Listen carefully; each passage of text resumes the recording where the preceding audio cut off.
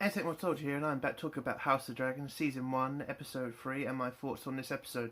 I thought it was an okay episode. I was disappointed with some parts of this episode, though. Still, good episode.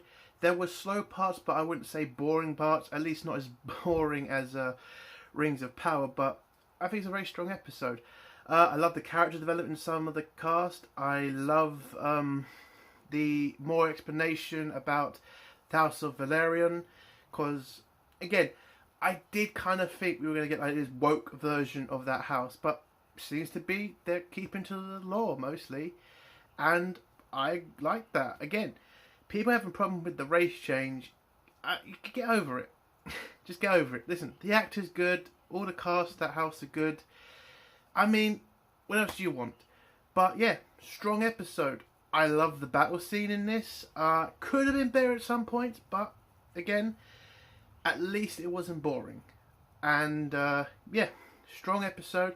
If I was to give this episode a grade, I would say it's a 7 out of 10 for me. A little bit of problems, but still a strong, good episode. And we did get some good news today. One of the showrunners has decided to leave.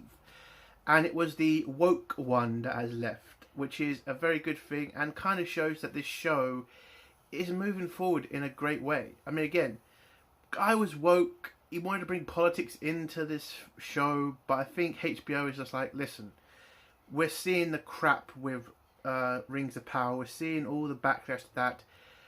We got to keep this show just for the fans, for fun, and I think that is a good thing for the future of this show.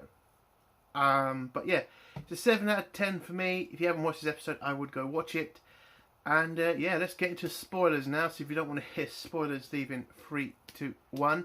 So the episode starts off with the crab feeder feeding another person to the crabs. And my kind of problem with this scene is the guy getting fed to the crabs. He seems to be going in between cursing the crab feeder and begging for his life, which is kind of odd in my opinion. Again, if you're begging for your life, why are you like so desperately trying to piss him off? Again, I kind of think that scene didn't make sense. I think the writing could have been better there, but still a funny scene. But then you see Daemon riding in on his dragon. He burns up a couple of the pirates and lands and tries to call out the crab feeder to fight him 1-to-1. Now, what I loved about this scene is it kind of shows the weakness of the dragons. Yes, dragons are the ultimate weapon in Westeros. Like, if you have a dragon, you're literally dead. I mean, if you have a dragon, you're literally unbeatable. But what they've shown in this is, if you go underground, there's nothing the dragons can do. And that's what the pirates are doing. They're staying in the caves. They're not coming out and fighting when the dragons are around because they know they'll lose. So what they're doing is, with the House of Valerion, is they're just biding their time. They're just making them waste their soldiers and they're just going to hide in the caves and pretty much waste time. The time that they don't have, really. Because House Valerion, yes, it's a mighty house. It's a rich house. But in manpower, it's very... So I loved seeing that. And again, we are seeing more about the House of Valerion, and I like it. I'm just saying, I do like it. Because the bulk of the Valerian's forces are mercenaries. The people that Corlys has paid to fight for him. Which is, you know, yes, you can pay for all these great soldiers, but they're never going to stay that loyal to you, unfortunately. So, I love seeing that. Anyway, so... Daemon on the dragon, calling out the crab feeder. He's not coming out because he's going to get killed, so obviously. And then Daemon gets attacked by archers. He uses the dragon's wings to block the arrows, but a few do hit him, and I like seeing that. Daemon's getting angry now. Like, this war is taking way too long, and it's kind of embarrassing him to the rest of Westeros. So he flies off because he's injured. The next scene, we're at a feast celebrating the second birthday or second name day for Prince Aegon. and it's Otto Hightower talking to his brother Herbert Hightower, and Herbert Hightower is where he wants the king to change the Ascension. He wants his nephew to be the next ruler of Westeros, and yeah, but Otto knows that he can't just rush into this because again, go remember he's like a cross between Littlefinger and Tywin Lannister. So yes, he's smart enough to know not to push it with the king. He wants to go in gradually so that he can make the king think it's his decision. That's what he's trying to get through to his brother, but his brother again doesn't really care because he's listening to the other lords who want the male to take the lead, and that's all he cares about at the moment, which is dumb because it's just this is, you're seeing so much of a pattern here of how the Civil War gets started, and it's like it would have been so easy for them to avoid the whole decimation of the House Targaryen if they just said, that's too much of the spoilers, you don't know what's happening, I'll keep to the story. But anyway, so at this same point, we are then introduced to a Lannister, and it is Timland Lannister, and he's come to give the king a message from, I think, what's his name? Vaemon Valeris, which is the brother of Cornelius Valeris. He's asking for help because it's been 3 years, because that's how much the time has jumped. It's been 3 years, and the Valerians have not beaten the pirates in the Stepstones. Sorry. So Timland Lannister has come to give the king the message, but the king is not interested because they both went against the king's rules. They both, went to war without the king's consent, and he doesn't think it's his problem to save them from what they've done to themselves. So he's just absolutely annoyed. But Timland Lannister is trying to get through to the king. He's like saying, listen, they're dying out there, they've lost a lot of ships, they're losing men, and he brings up the fact about the Valerians hiring mercenaries, the fact that a lot of the mercenaries that he's hired have run away, they've left him. So it's a desperate situation, but at the end of the day, the king doesn't care because it's not his problem. It wasn't him who told him to go to war. It's not really something he wants to get involved with because, again, the king doesn't want to risk people's lives. He's a caring king. He's one of the. I think he's could be turned into one of the best characters in the show. I mean, Viserion wants to be a father. He wants to be a husband. Being king, he was never really ready for it, didn't really want it, but he has to do it, and I respect that about the character. But the king wants to now celebrate his son's second name day, but he also wants to know where is Rhaenyra. And Rhaenyra right now is not really happy because from last week, the king married her friend, and this is pretty much her feeling like stabbed in the back by both of them. And so she's just not happy. So she's she's outside with a tree, having some guy sing to her, pretty much like a person radio, just keeps tending to play the same song over and over again. And so Alicent goes out there to try to get Rhaenyra to come to the party and to also come to the hunt, because for this celebration day, they're going to have a hunt. And they need to go to their hunting lodge or something, or the hunting camp, and the king wants Rhaenyra to come with her. But Rhaenyra, again, does not like Alicent anymore. Again, she feels betrayed. You can see the tension between them. Alicent, again, she was forced into this. We all know that. And I think that's what she wants to say to Rhaenyra, but she knows she can't, because she says that might get back to the king and screw up a lot of things. But there you go. So Alicent says the king has asked this, and Rhaenyra says fine. The king asks. She joins them in the carriage. Whilst they're riding down for the carriage, the king's happy to have his entire family around him, and he's trying to make Rhaenyra more comfortable by trying to, give her options, like say you don't have to just be on your own. Maybe you can have a kid one day. I can have a grandson one day. But Rhaenyra is just not happy at all. They get to the campsite. The king shows off his son to all the lords, and there's a lot of lords there. Rhaenyra heads into the camp and starts walking through one of the tents, where we see a bunch of women talking about what's happening in the Stepstones. And you can kind of see, like, from this conversation, a lot of the realm is angry at Daemon for starting a war that didn't need to happen, but a lot of them want the king to get involved in the war because they don't want to see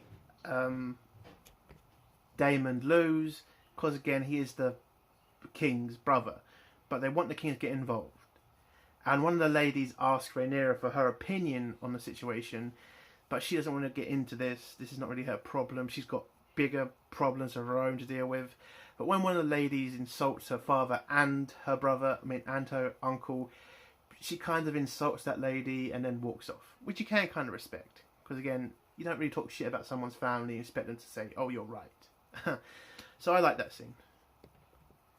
Whilst Rhaenyra then leaves the tent and walks through the camp, we are then introduced to Jason Lannister, and he's the head of the Lannisters at this point. And he starts to have a conversation with Rhaenyra. Now, what he's trying to push for is... Well, actually, what I loved about this scene is it kind of shows the Lannisters at their, where they are in this timeline. Because we all know the Lannisters of Tywin Lannister, like the strong, the mighty, the most wealthy, all that stuff. In this time period, the Lannisters are not the most powerful, and they're not the most richest. So they're just the wardens of the South. And that means they're not as good as, like, the Starks or all the other houses. They're just like one of the other houses. And so what the Lannisters are trying to do at this point is to push themselves up through the other families to make sure they're at the royal court. And that's what Jason Lannister is trying to do with Rhaenyra. Try to get her to marry him. And so his family is now pushed up into the same level as the Hightowers and the Targaryens and the Valyrians. But unfortunately, Rhaenyra is not interested at all in this. She feels more insulted that he's tried to ask for her hand without asking. Then Rhaenyra runs in and tries to talk to her father, but they both end up having an argument, and the king has to remind her, "Listen, it's your duty to marry. I don't want to worry about you when I'm dead." And Rhaenyra just thinks this is him trying to take control of her life, and it's up to her who she marries. But the king says, "You put your duty first, not yourself, like I did." And it's pretty much an argument in front of the whole kingdom, technically. So Otto Hightower interrupts to try to get them to stop arguing by mentioning the hunters have caught the scent of the stag. Now, what's important about the stag is they're looking for a white hart stag, which is a white stag.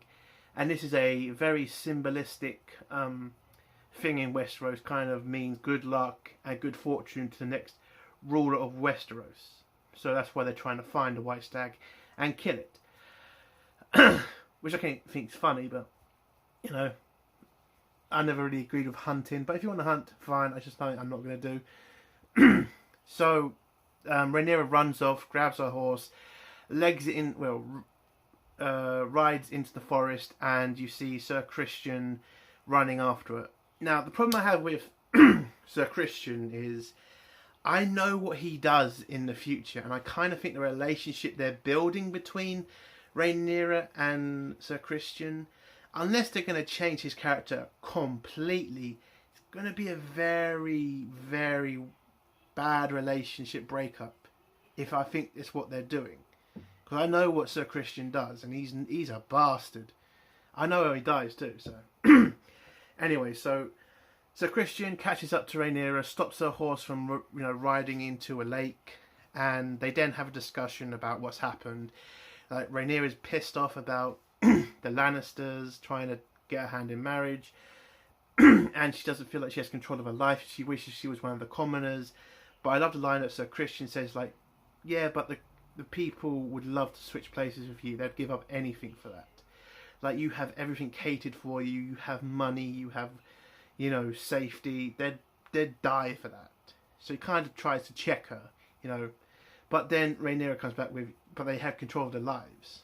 I mean, to a certain extent, yes, but Rhaenyra, you do have a better life than them. So let's be a little bit fair here. The next scene is the king meeting up with the hunters, and the hunters tell them that they've caught the scent of a stag and they're chasing after it. But in this scene, you start to see Viserys looking tired. It looks like he's very ill.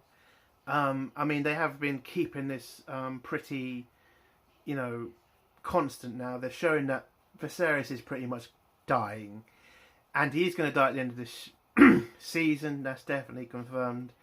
So again, I like Viserys. I think he's been a good character so far. He's definitely the only good character, because if you don't know about House of the Dragon, too many people seem to be trying to find the Jon Snow character and the Dany character in the show.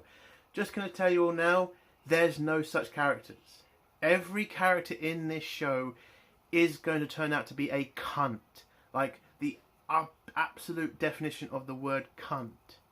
Every single one. There's no good characters here. It's all grey. So that's what I kind of get a bit annoyed about. It's like, some people think, oh, where's Jon Snow? Where's the Jon Snow character? There is none. So you really got to get over that. So yeah, Viserys looks very ill. You can kind of see he's physically showing now. So he talks to the hunters. They tell him about the stag. He then goes back to camp, where he starts drinking way too much. But then Jason Lannister gives him a gift, which is a spear for the hunt, so he can kill it with a golden spear. Because again, Lannister's gold. What do you expect? But Jason Lannister oversteps like massively here, and what he tries to do is he tries to bring up the Ascension. He tries to say he can't wait for Aegon to be king, and he says, when are you going to change the Ascension? And that just pisses Daenerys off so much. And this is what's good about showing the Lannisters at this point. They are not a strong house at this point. Yes, they are rich. Yes, they have soldiers. But if they pissed off the Lannisters, if they pissed off the Targaryens, they have no hope in surviving a war with them.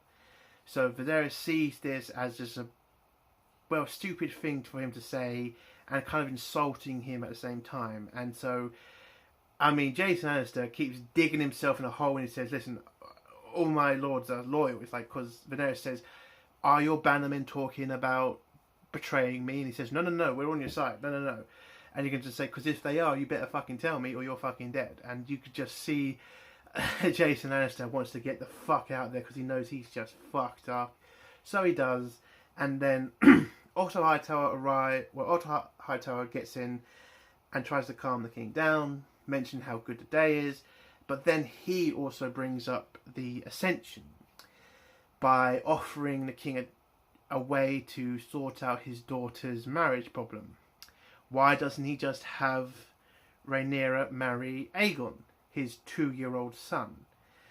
Now, you have to remember, this is the Targaryens. That's not a disgusting thing to say to them. That's kind of a route to the... But that's kind of a way they would fix it if it was the Targaryens. But Viserys gets pissed off about this. Again, so many lords are coming at him, saying, when are you going to change the Ascension? When are you going to change the Ascension? And he's just getting angrier and angrier. And this is where Otto has fucked up. Because Viserys gets so angry at him. But Otto is not stupid, so he just tries to calm the situation down by changing the subject. But I love to see, because it showed that Otto can make mistakes, especially with politics. And so I did like this scene between them both. Oh, I forgot one other stupid thing Jason Lannister said. He also said that if the Targaryens and Lannisters joined forces, it would make them both more powerful. And then Viserys says, so you have dragons then? And then Jason's like, no, we have men. Like, what the fuck do I need you for then? I love that. Again, Jason Lannister is a fucking idiot. It's so funny. Anyway, the next scene is Viserys drinking more and then having a conversation with his Lord of Whisperers, Lord Strong. And Lord Strong offers his opinion about the marriage situation between Rhaenyra, the marriage situation with Rhaenyra. And Viserys gets he gets annoyed and he just says, "Oh, don't let me guess, you want her to marry your son." But I think this is what's the difference between Otto and the other houses is Lord Strong. He's not there to bolster his position. He's not there to get his family stronger. He's, I think, there generally to help the king. And he tells the king, "No, she shouldn't marry my son. She should marry the son of Corlys Velaryon. Like I told you all those years ago, you should have married into that family. Get your daughter to do it instead." And I think this is a smart thing for, Lord Strong to do. Join up the two most powerful Valyrian houses, and, it would strengthen the realm. And the king is very hesitant to do this. But my problem with this marriage proposal would be the fact that Lenor Velaryon is gay. Because, yes, he's gay in this. So that's going to be a problem. But, yeah, I don't think that's going to happen. So I think Viserys at least accepts that Lord Strong isn't trying to screw him over and he isn't trying to force the issue. He is generally just giving him some advice that he thinks he should take, which I think the king respected that. And I like the scene as well. The next scene is Rhaenyra and Sir Christian around a campfire where Rhaenyra asks, will the realm accept her as queen? And Christian says, well, they kind of have to because they've bent a knee to you already. But I think she understands that bending a knee in this world doesn't really mean shit. So she is concerned about that. But then Christian hears a sound. He gets his sword ready. It turns out it's a boar. The boar runs in, knocks Christian down. The boar then attacks Rhaenyra, but Rhaenyra manages to hold it off because then Sir Christian stabs the boar in the gut, pulls his sword out, and Rhaenyra grabs a knife and just stabs the crap out of the boar and kills it. I kind of thought that was kind of a funny scene. I kind of think the boar attacking Rhaenyra is kind of a bit over the top because if a boar attacks you, it could kill. It should have done a lot more damage in my opinion, because you don't really see Rhaenyra suffer any marks or wounds or stuff. You just see her covered in blood, which I kind of think she would have got scratched. She would have got hurt a little bit. So I would have liked to see a bit more of that. The next scene is probably my favourite King Viserys scene, and it's him in front of a bonfire, drinking and pretty much depressed about his wife, because Alicent comes over to comfort him, and he just brings up what's happened to his wife. He's still depressed about it. He still blames himself, and he feels stupid because he gave his wife's life up because of a dream he had. And that dream he felt like was so real. He felt like it was a vision. And in a Targaryen family, visions are massively important. So he gave up her life to save the son, because he thought that was the son that was promised. The son who was born with a crown on his head that he saw in the vision. But he saw that now as just a fake dream, and he lost his wife for nothing. And he really did love his wife. Again, yes, he's married to Alicent, but that's just for, stability in the realm. That's just for making his house stronger. It wasn't for love, like it was with his first wife. So that's what really depresses him. And you can kind of see Alicent is trying to calm him down. And again, I think she agrees as well. This is not a marriage of love. This is a marriage of convenience. And so it is kind of difficult for her to accept it sometimes. And also that she lost a relationship with Rhaenyra because of it too. So I love this scene. It shows Viserys being very open, being very weak, and just showing that he's emotional. Like he does still feel sorry that he killed his wife, because he did technically kill his wife, and so that still hurts him. And he's also wrecked his relationship with his daughter, and he thought by making her heir to the throne that might fix the void in him that he thinks that he took her mother away. Maybe if he gives her a way to the throne, that could help, but he hasn't, and he's just very depressed about it. And I like the scene. The king's then informed that the hunting party has found a stag, and he rides off to meet the hunting party. The hunting party have trapped, or at least caught, a stag. The king is then given by Jason Lannister a spear to spear the stag with. He then stabs the stag, and again, it's not a white stag; it's just a big stag. So he stabs the stag, but unfortunately, because he's weak and very ill, he hasn't killed it yet. And one of the hunters has to tell him to, point more to the right to stab the heart, and he does. And you hear the stag, cry out, and it then dies. The next scene is Rhaenyra on a hill looking at the campsite, and Sir Christian. They both then see a white stag, the white hart, and Sir Christian pulls out his sword to kill it, but Rhaenyra says no. And again, I just don't think she wants to kill the stag. Not really interested in it, and lets the stag off. And I thought the stag looked great. White. I've never seen a white stag before. I have seen a stag. Again, in the UK, we used to have deers and a lot of it. But yeah, I thought it looked good. I mean, you can definitely tell that it is CGI. I will give it a downgrade for the CGI. You could tell the two stags were fucking fake, which is kind of funny. But yeah, so the stag runs off, and they both head into camp with the dead boar that she killed, and you can kind of see the whole camp when she gets in there. They look at her and pretty much, respect her. They show her praise because she's killed a boar, and then after that they all head back to King's Landing, where we get a scene between Otto Hightower and his daughter. Now, this is one of the problem scenes that I have with the show, the episode. Otto Hightower wants his grandson to be king. That's definitely, in the books, and that's definitely his character. But in this scene, they try to make Alicent the one who's not interested into it. That she doesn't want to be a part of this, and that she doesn't really care. But in the books, she definitely wanted her son to be king, and she was definitely the one pushing it. She cares about her kids. She cares about, them becoming king. And I can't go into that, can I? Not yet. But listen, she's a reason for certain things happening in the books, and trying to make her this character that's just forced into this by her father.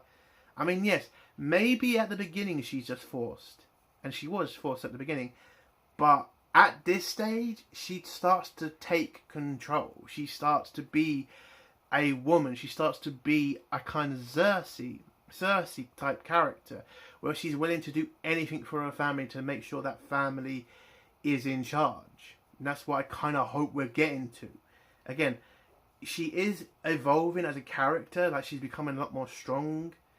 She's becoming a lot more talkative. I'm liking that. But I need to see her becoming more of a leader. I need to see her put her father in her place a lot more, because that's what she should do. She is the queen. She is technically his boss. I do want to see that for her character moving forward. But anyway, Otto asks Alicent to go talk to the king about the succession and try to make sure he's alright with it, or at least try to make him make a decision on it.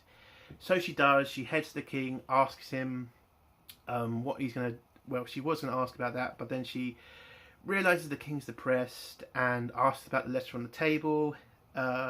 Viserys tells her it's a letter from Venmon Laverian?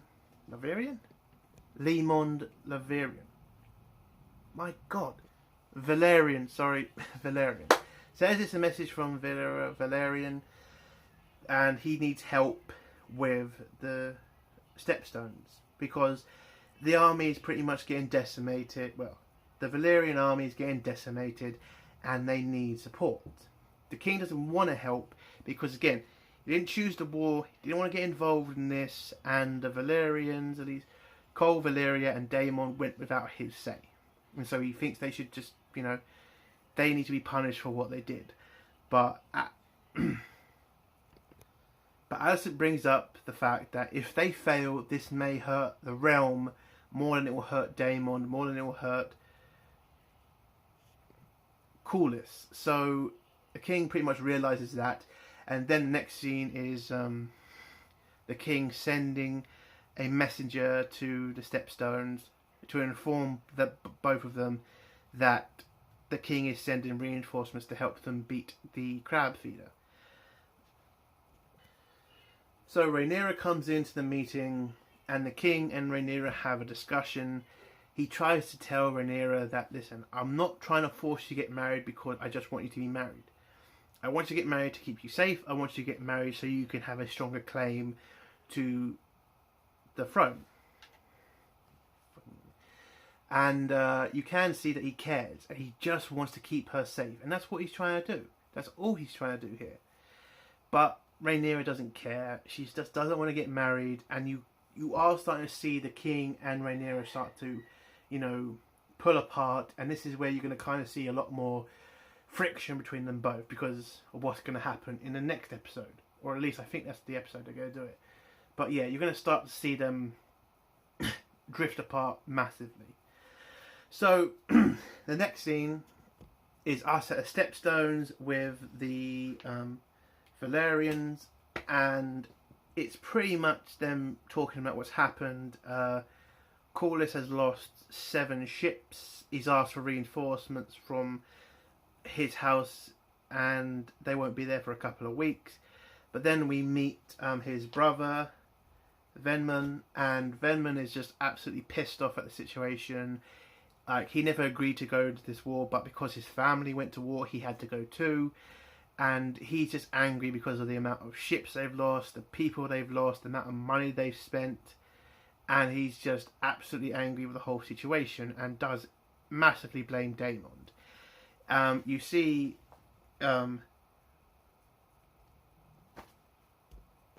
Velaryon, he's trying to defend Daemon because Venman blames Daemon for this whole situation, and they do bring up the fact that the pirates are using the caves as a protection from the dragons.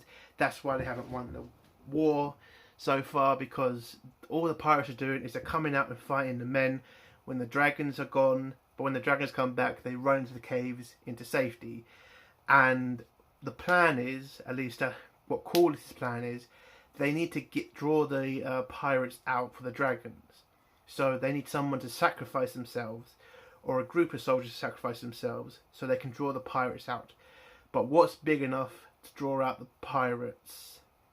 Then Daemon lands on his dragon, heads to the meeting, and then when he gets to the meeting, the king's representatives arrive, hand him the note, and this is kind of one of the best scenes, because in this whole scene, Daemon doesn't say a word.